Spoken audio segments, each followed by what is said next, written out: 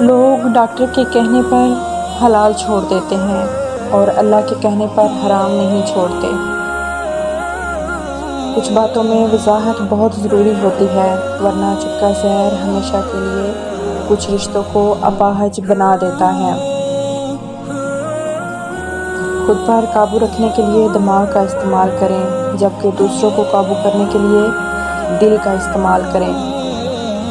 دعائیں نصیب سے نہیں بلکہ نصیب دعاؤں سے ملتا ہے، اور کائنات کے سارے معجزے دعاؤں سے ہی ہوتے ہیں۔